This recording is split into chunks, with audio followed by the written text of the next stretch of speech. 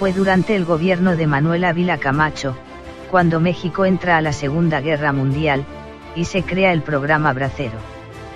Ávila Camacho, exsecretario de Guerra durante el gobierno cardenista, subió al poder el 1 de diciembre de 1940. Su misión era llevar una política prudente, que no entorpeciera aún más las relaciones internacionales del país. Bajo el consejo del general Cárdenas, se debía restaurar la relación entre México y Estados Unidos. En 1941, se firma el Convenio del Buen Vecino entre los dos países. México se comprometía a pagar $40 millones para liquidar las reclamaciones surgidas durante la Revolución. A su vez, Estados Unidos concedió comprar plata mexicana. Respecto a la deuda por la expropiación petrolera, después de las prolongadas negociaciones, México prometió pagar $24 millones, un tercio del total de la deuda, después de llegar a un acuerdo con las compañías a las cuales el gobierno americano presionó para que aceptaran, y el resto se liquidaría en un plazo no mayor a 5 años. El enfoque del gobierno de Ávila Camacho permitía una continua aceptación a las peticiones del país vecino.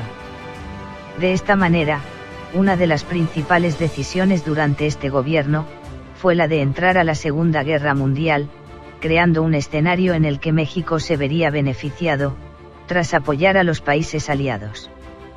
De forma más directa, a los Estados Unidos.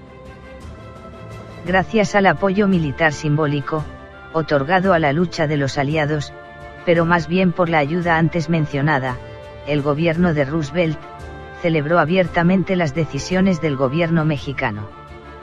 De esta forma, México se convirtió en uno de los países fundadores de la Organización de las Naciones Unidas, y en aliado político y económico de Estados Unidos. Durante el periodo de Ávila Camacho, se creó la Ley Orgánica del Seguro Social, que beneficiaría a miles de trabajadores. El general Ávila Camacho se había ganado en menos de 2 años la simpatía de los diferentes sindicatos de obreros. En julio de 1942, en otra de sus muestras de sumisión hacia el gobierno de Roosevelt, Ávila Camacho firmaría los acuerdos binacionales, con los que se aceptaba el inicio de un programa laboral, para que los campesinos mexicanos terminaran con la escasez de fuerza de trabajo, que sufría Estados Unidos. Durante el programa Bracero, de 1942 a 1964, casi 5 millones de mexicanos entraron a laborar en los campos agrícolas de los Estados Unidos. Estos braceros convirtieron a la agricultura americana en la más rentable y avanzada de todo el planeta.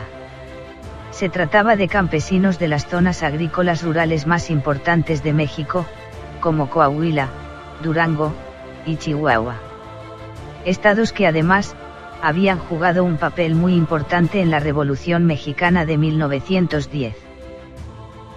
A pesar de que más de 2 millones de campesinos perdieron la vida en la Revolución Mexicana, el gobierno nunca les proporcionó los medios necesarios para sobrevivir trabajando sus tierras en las comunidades rurales.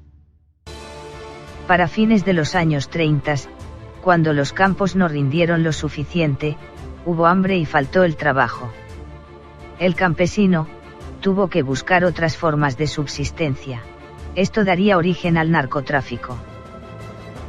La entrada de Estados Unidos a la guerra provocó un rezago dentro de su industria agrícola.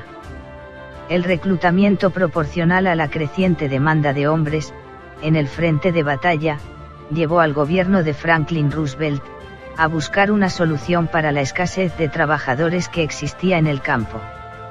Esta debía satisfacer las necesidades de consumo del país y de los militares en el extranjero.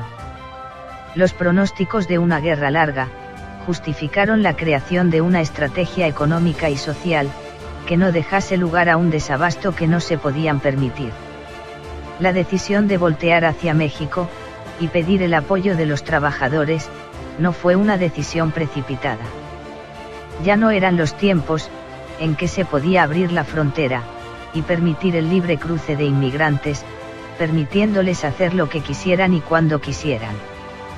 Se requirió estudiar a fondo, un tema que jamás había sido bienvenido, debido al racismo conocido del país del norte.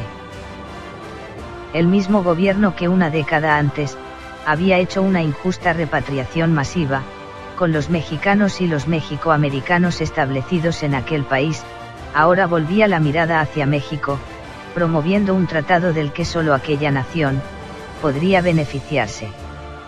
Tales deficiencias atrajeron la atención de las mafias neoyorquinas.